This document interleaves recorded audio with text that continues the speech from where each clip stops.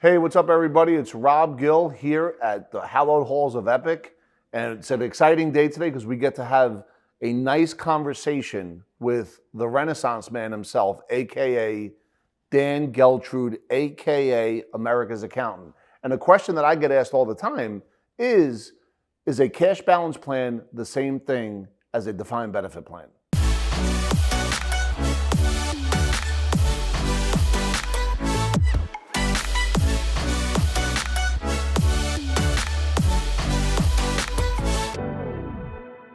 We are here at the epicenter, Epic Insurance Services, with the mighty Dan Geltrude, a.k.a.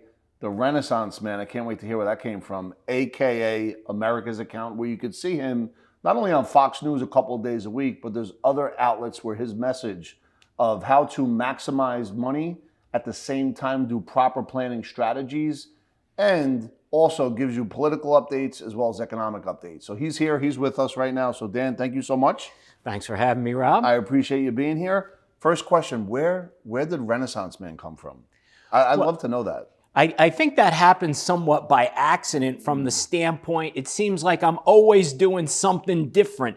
So by definition, the Renaissance men from that time frame, were multi-talented, could do so many different things, whether it was painting, sculpting, all those types of things. So I tend to get bored very easily, Rob, as I know you do. So I'm always looking for the next challenge to see what else might interest me and how I may be able to accelerate in that area. That's awesome. And Dan Geltrude has a team, an accounting practice in Nutley, New Jersey. It's been there since the late 80s. Is that correct, Dan? 1995. You're trying to age me. 1995. I apologize. So he has a phenomenal practice, family office practice, serve a bunch of different people that are in different economic tables that are out there today. What I found really interesting, and there's so much we could talk about, but what I really found interesting is how you decided in 2016 at the Republican convention that you wanted to get your message out, be on TV, not because you wanted to be on TV, but you wanted to have influence over the masses and be able to educate folks on information that they didn't have. Can you share a little bit about what that was like, the vision you had, the intention that you created, and what happened 90 days later? Sure. So the way this all came together, it's actually not a political story. I was at the Republican National Convention in 2016, and what really struck me as soon as I got to the hotel was that there was media everywhere. And I started to think very deeply about media coverage. And it was somewhat like a light bulb went off in my head. And I said, I watch a lot of news so I could stay up to date on what's going on in the world. And I noticed that there were no accountants that I could think of that had a national presence giving any type of opinion or point of view. And as many people know, accountants are the most trusted advisors. Absolutely. So I said, there's a space there. And at that moment, I decided, without having any knowledge of how I would go about doing it, that I was going to be that voice. I was going to be the accountant, America's accountant. On television. So what I did from that point, Rob, I do what I always do. I did not set a goal to go on television. I set an intention. And there's a difference there. And it's a small difference, but it's a big difference. So let me just talk about that for a second, and we'll get back to how I landed on television. The difference between a goal and an intention, although they may sound like they're the same thing, the best thing to do is an analogy. Let's say you're looking at a mountain and you want to be on top of the mountain. There's two ways to look at that. You can set a goal, which would be equivalent to standing at the foot of the mountain, looking up and saying, how am I going to get there? That's a goal. An intention is to see yourself at the top of the mountain, looking down and just reviewing what you did to arrive at the top. So have the emotional connection to that before it happens. Yep. To be there and then reverse engineer how you got there. So it's nothing more than setting a to-do list. And the reason that difference is so important is because when you set a goal, you are in a constant state of yearning. You're always trying to get there, trying to get there. When you're in intention, you're already there. It's a much different feeling. It's a much different emotion. So getting back to getting on television, I set the intention of being on television, which meant I already saw myself there. I saw what I would say. I knew the message I would want to have. And then I said, how did I get there? And then I made a to-do list, reverse engineering of all the things that I needed to do to arrive at that point. So the Republican National Convention was in July of 2016. And by the time I got back home and started to rev up plans, let's say I was at August, starting August.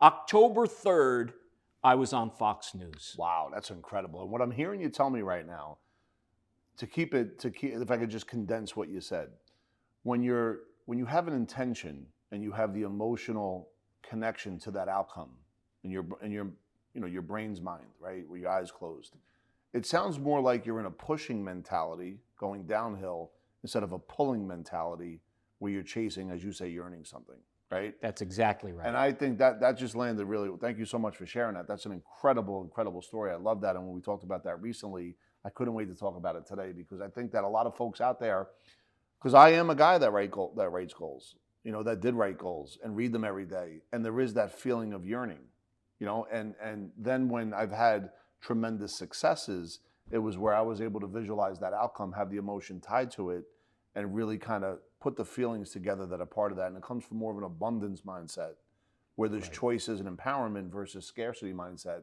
where you're limited and you're feeling less than and you're chasing. That's awesome. So this ties to is a cash balance plan the same thing as a defined benefit plan? And Dan, you do family offices, right? You have a bunch of accountants that work at Geltrude and Company, and you see all different kind of tax returns, right? So one of the things that for small business owners, or think of like doctor groups, right? They may be making income of 8, 9, maybe $1 million a year that runs through the company. In those situations where the normal traditional, hey, let's do a profit share in 401k, where there's a certain limit to what you could put away and get that write-off, which reduces the reportable income, right? Here in New Jersey specifically, if we get below a number of 415, there's an additional savings. Right. How do we get below that number? And the things that Epic does, and if it fits the criteria for the individual business owner, is we'll do a defined benefit profit sharing plan sometimes, but really a defined benefit plan that's structured where we utilize fixed annuities and we utilize cash value life insurance to take the risk out of the stock market to truly give them the defined benefit monthly payment that they want later on in retirement. And by doing this, we go beyond what the traditional profit sharing 401k write-off would be. And in the space of the pensions, you could write off, based on their income, that number becomes more like $200,000, $300,000, $400,000. In that space, because I know you shared about state pensions and some of the risk that there is if the market doesn't perform and they become unfunded. If you don't have the proper pension, can you speak a little bit about, if it's unfunded, what the business owner would have to do in that situation? Sure. I think the first thing that you have to think about as a small business owner, when you hear the term defined benefit plan, it has a stigma, let's face it. And the reason it has a stigma is because all of these states across the country, which have huge fiscal problems, have defined benefit plans. And we already know that there's so many problems with that. So in that mindset, as a business owner, you're automatically going to say, hey, defined benefit plan, I don't want any part of that. But you have to look at it a little bit differently. And let's think about what the difference is between the states having a problem with it and how small businesses don't have to have that problem. Yep. So what happens is when you are in a defined benefit plan, it means the benefit you receive is defined. You are supposed to get a certain return.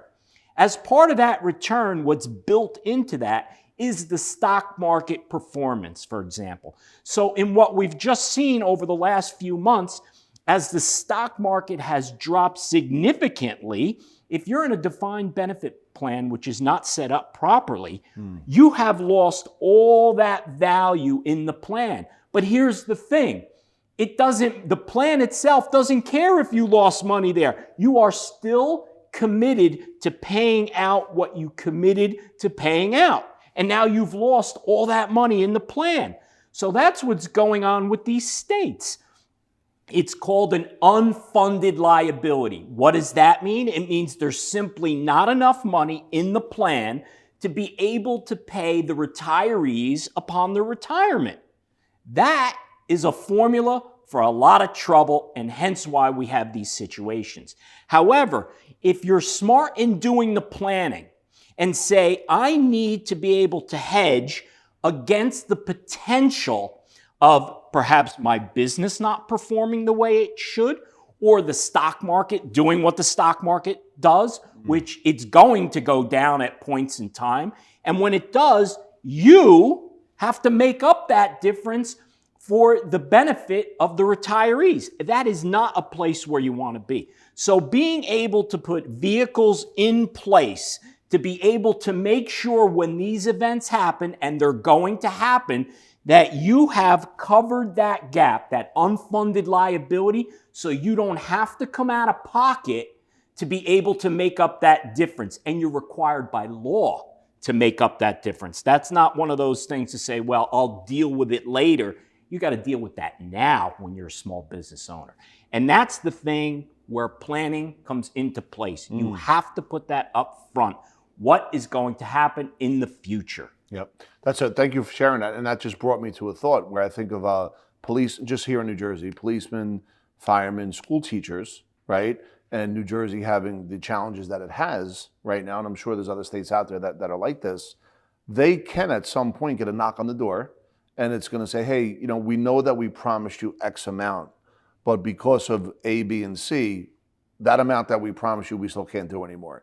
Is that something that could happen based on current economic situations? It is absolutely something that can happen. And I would say at some point in time, as these liabilities get bigger and bigger and bigger, that it's going to happen. And there's actually case law out there related to the city of Detroit, where the city itself was going bankrupt, and part of that bankruptcy was this unfunded pension. And the courts decided that the recipients of the pension would be included in the bankruptcy workout and would actually get less than the dollars they were owed. So based upon that, I don't know why that couldn't happen to states. So yeah, there's a lot of people out there that say, hey, I retired, I put in X number of years, this is what I'm going to get for the rest of my life. That's what you were promised. What you're going to get may be a different thing. And again, that goes back to planning, to the what if. What if the states don't honor those obligations because they can't? And why can't they, Rob? Because the only way they can get money is either borrow, and many of them are at their limits, or they have to tax more. And for everybody out there, do you want to pay more tax? No. So where do you go from there? Dan, I know exactly where to go, and thank you for that. That information was so unbelievable, world-class, like everything you do. I can't thank you enough. For all the good folks out there here at Epic, please click the link below, and I'll have one of the team members reach out to you. Make sure to subscribe because we're putting content out like this every single day.